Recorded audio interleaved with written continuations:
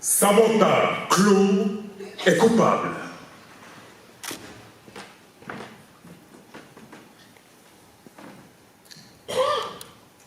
Coupable d'avoir cru que les policiers verraient une victime plutôt qu'une ivrogne. Coupable d'avoir osé porter plainte. Et surtout, coupable d'être une femme. Monsieur le Président, Mesdames, Messieurs, les assesseurs, laissez-moi vous rappeler que toute femme a le droit de monter sur la tribune. Voilà les mots qu'Olympe de Gouges proclamait dans son ouvrage « Déclaration des droits de la femme et de la citoyenne ». En l'occurrence, je n'ai ni la plume, ni le génie d'Olympe de Gouges. Mais il y a bien une chose dont je suis sûr. Je le dis, j'aime trop les femmes.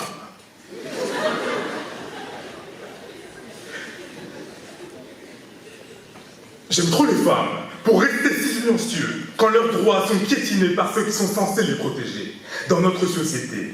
En l'espèce, ce droit que possédait Samantha Clos a été violé. Elle n'a même pas eu le droit d'être entendue. Sa plainte ignorée, sa voix étouffée, sa dignité niée. De ce fait, une justice qui refuse d'écouter est une justice qui trahit. Alors pardonnez-moi. Mesdames, pardonnez-moi. Puisque pour résumer les faits, je serai dans l'obligation d'être misogyne. En d'autres termes, j'aurais eu de l'avenir en défense. Parce que l'avocat de la défense aura des arguments à la hauteur de sa longue taille et viendra vous dire que cette femme a trop bu. Viendra vous dire que cette femme est trop femme, en fait. C'est pour ça qu'on ne m'écoute pas. Sauf que moi, je veux vivre dans une société où une femme est libre de faire ce qu'elle souhaite. Pour résumer les faits, la nuit du 24 décembre, la veille de Noël, incroyable, Samantha fait la fête, boit quelques bières, elle se réveille en cellule de dégrisement, en larmes, en sous-vêtements, sans papier ni souvenir, avec une culotte ensanglantée. Vous avez peut-être mal entendu. Une culotte ensanglantée. Voilà un merveilleux cadeau de Noël. Mais les policiers l'ont trouvé ainsi. Hagards, perdus, vulnérables. Et leur réaction, quelle est leur réaction? Absolument aucune. Aucune réaction. Même pas un appel pour les secours. Rien. Elle a seulement eu un PV. Un simple PV. Pour ivresse. Mais démontrez-le. Je veux un test d'alcoolémie, je veux une preuve. Parce que la soumission cynique est une éventualité que ces policiers n'ont pas observée. Alors 2 jours plus tard, elle veut porter plainte, elle est persuadée qu'elle s'est fait agresser sexuellement, et on lui dit, allez voir ailleurs. On lui dit, allez vous faire un frottis et revenez avec la preuve. Parce que visiblement, ici, une femme en pleurs, presque nue, amnésique, c'est une ivrogne et pas une victime. Alors que dit la loi? La loi, c'est l'article 223-6 du Code pénal, il est clair, et il dit « Ne pas porter secours à une personne en danger est un délit, puni de 5 ans d'emprisonnement et de 75 000 € d'amende. » L'article R434-19 du Code de la sécurité intérieure l'est tout autant. Un policier, même hors service, doit intervenir. Or, ce soir-là, les policiers n'étaient pas hors service. Ce soir-là, le danger était sous leurs yeux. Ce soir-là, ils ont détourné le regard. Ils n'ont pas porté assistance à cette femme. Alors, de ce fait, l'élément matériel, il est caractérisé. Ne pas agir quand une femme, en larmes, à moitié nue, ensanglantée, est une honte. C'est cette omission que je leur reproche. L'élément matériel, enfin, l'élément moral, ils l'ont estimé en toute conscience. Ils sont policiers. Il valait mieux enterrer l'affaire plutôt que de la traiter. Voilà ce qu'ils ont pensé. Alors, mesdames et messieurs, je vous pose une seule question. Une seule. Si cette femme était devant vous, ensanglantée, qu'auriez-vous fait?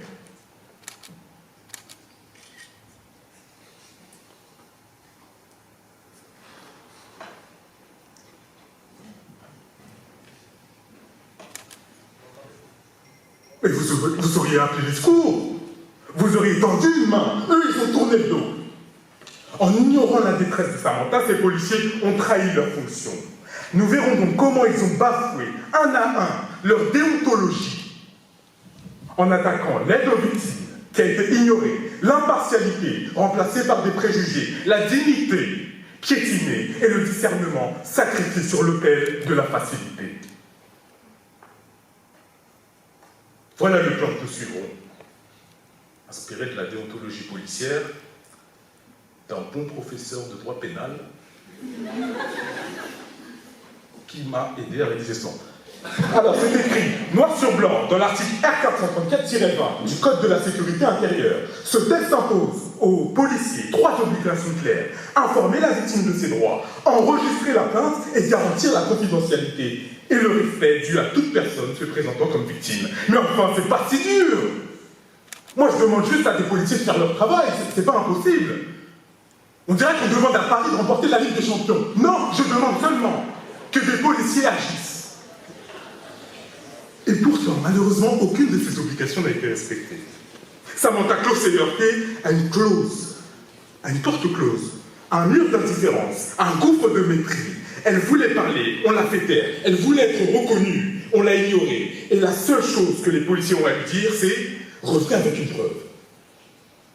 Et c'est là que je crois que je l'ai tout cassé.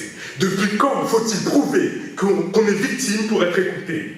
Depuis quand l'accès à la justice est-il réservé aux mieux équipés en certificats médicaux? Je vous le dis depuis jamais. L'article 10-2 du Code de procédure pénale est formel. Toute victime d'une infraction pénale a le droit d'obtenir réparation et de saisir la justice. L'article 15-3 enfonce le clou. Les forces de l'ordre ont l'obligation de recevoir toute plainte et de transmettre cela au procureur. Alors pourquoi cet écran de fumée? Tout simplement parce qu'une plainte, c'est une enquête. Une enquête, c'est du travail. Et du travail, c'est tout ce que ne voulaient pas faire ces policiers. À propos du principe d'impartialité, c'est une exigence, une promesse, une ligne de conduite dictée par l'article R434-11 du Code de la sécurité intérieure. Il accorde la même attention et le même respect à toute personne et n'établissant aucune distinction dans leurs actes et leurs propos de nature à constituer une discrimination. En théorie donc, tout le monde est égal devant la justice. Par contre, en pratique, certains sont plus égaux que d'autres. Dommage. Car lorsque Samantha Claus a voulu porter plainte, sa parole a été minimisée. Son récit a été jugé trop fragile, trop incertain et surtout trop féminin. Parce que dans le conscient collectif, et visiblement dans certains commissariats, une femme qui accuse sans preuve, c'est une femme qui exagère, une femme qui pleure, c'est une femme trop émotive. Mais cette inaction, elle n'est pas une négligence, c'est un schéma bien connu. Une femme demande de l'aide. On l'ignore, on lui dit « revenez avec des preuves ». Puis quelques semaines plus tard, elle se retrouve dans des faits divers. Souvenez-vous. Nathalie Debailly, Shahinez Daoud, Sandra Plat, Alexandra Lange. Malheureusement, ce n'est pas le nom de mes conquêtes amoureuses, mais c'est le nom de ces femmes qui sont décédées, qui sont mortes, après avoir porté plainte due à l'inaction de ces policiers. De se faire protéger une victime, ce n'est pas une faveur, c'est une obligation. Et cette obligation, je l'accompagne d'un autre principe déontologique, c'est la dignité et la courtoisie. Porter un uniforme, ce n'est pas qu'un honneur, c'est une exigence de droiture, de respect, d'exemplarité. Et la loi est formelle. L'article R434-12 du Code de sécurité intérieure rappelle que le policier ou le gendarme ne se départit pas de sa dignité en aucune circonstance. L'article R434-14 du même code, le policier doit faire preuve de courtoisie et inspirer le respect. Bon, ce soir-là, rien de tout ça.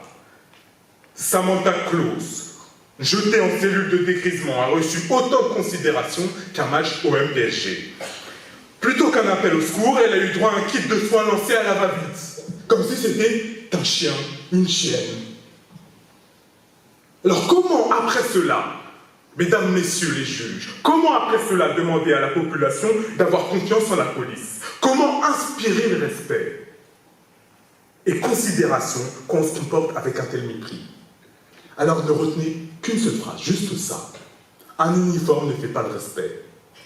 Ce sont les actes qui l'inspirent.